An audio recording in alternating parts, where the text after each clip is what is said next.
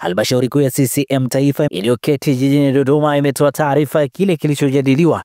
Kamati hiyo iliyoketi chini ya mwenyekiti wake Rais wa Jamhuri ya Muungano wa Tanzania Daktari Samia Suluhu Hassan. Katika taarifa kwa umma iliyotolewa na Chama cha Mapinduzi imesema Halmashauri kuu ya CCM Taifa imefanya kikao chake maalum jana tarehe 10 Machi mwaka 2025 jijini Dodoma chini ya mwenyekiti na Rais wa Jamhuri ya Muungano wa Tanzania Mheshimiwa Dr. Samia Suluhu Hassan. Katika kikao hicho, Halmashauri kuu ya CCM Taifa imepokea na kujadili ajenda kuu mbili kama zifuatazo: mapendekezo ya maboresho ya kanuni za uteuzi wa wagombea uongozi katika vyombo vya dola toleo la 22 na rasimu ya ilani ya CCM ya uchaguzi ya mwaka 2025-2030. Kuhusu mapendekezo ya marekebisho ya kanuni za uteuzi wa wagombea uongozi katika vyombo vya dola, Halmashauri kuu ya CCM Taifa imeridhia mapendekezo ya marekebisho ya kanuni hizo. Maeneo yaliyofanyiwa marekebisho ni kama ifuatavyo: mchakato wa uchujaji na uteuzi wa wagombea wa nafasi za ubunge, uwakilishi wa majimbo, udiwani wa kata au wadi; mchakato wa uchujaji na uteuzi wa wagombea nafasi ya ubunge, uwakilishi, udiwani wa viti maalum wanawake; upanuzi wa wigo wa idadi ya wajumbe wa vikao vya chama na jumuiya zake watakaopiga kura za maoni. Lengo la hatua hii ni kuimarisha misingi ya demokrasia, uwazi na kupanua uwakilishi wa wanachama wa CCM katika kuwapata wagombea wa nafasi za uongozi katika chaguzi za vyombo vya dola. Utaratibu utakuwa kama ifuatavyo. Kwa upande wa wabunge wa jumuiya ya wanawake UWT ngazi ya mikoa, kwa upande wa Tanzania bara, mkutano mkuu maalum wa UWT wa mkoa ambao utakuwa na wajumbe wafuatao: wajumbe wote wa mkutano mkuu wa UWT mkoa kama ilivyoainishwa kwenye kanuni za UWT, wajumbe wote wa kamati za utekelezaji wa UWT za wilaya, wajumbe wote wa kamati ya utekelezaji wa UWT za kata.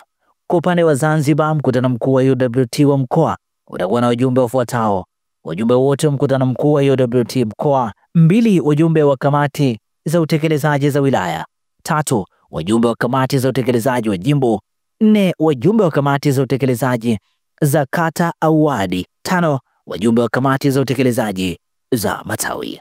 Kwa upande wa jumuiya ya UVCCM na wazazi, kura za maoni kwa waombaji wa nafasi za ubunge, uwakilishi wa viti maalum wanawake kupitia jumuiya ya UVCCM na wazazi zitapigwa na wajumbe wa mikutano mkuu maalum wa taifa kwa utaratibu ufuatao.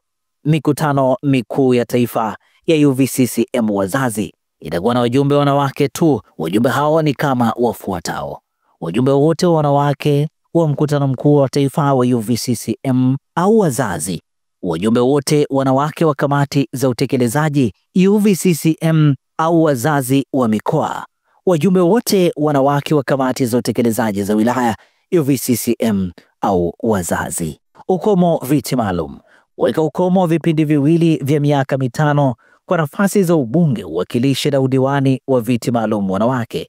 Ukomo huu utaanza kutumika katika uchaguzi mkuu wa mwaka 2030. Vilevile, Halmashauri kuu ya CCM Taifa imepitisha kauli mbiu rasmi kwa ajili ya kampeni ya uchaguzi wa mwaka 2025 isemayo kazi na utu, tunasonga mbele.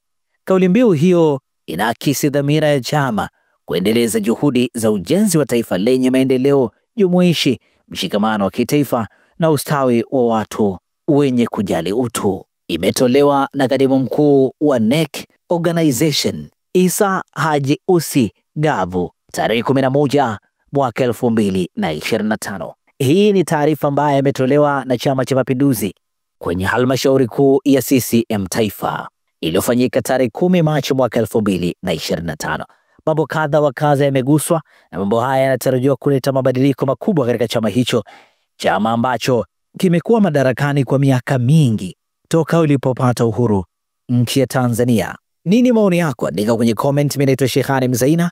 Kupata taarifa mbalimbali kutoka kwetu, usisahau kusubscribe na kubonyeza alama ya kengele kama wewe ni mtazamaji mpya. Ungana nasi pia kwenye kurasa zetu za Facebook, Instagram, TikTok pamoja na mtandao wa X hapo zamani Twitter, Toka Zamani TV.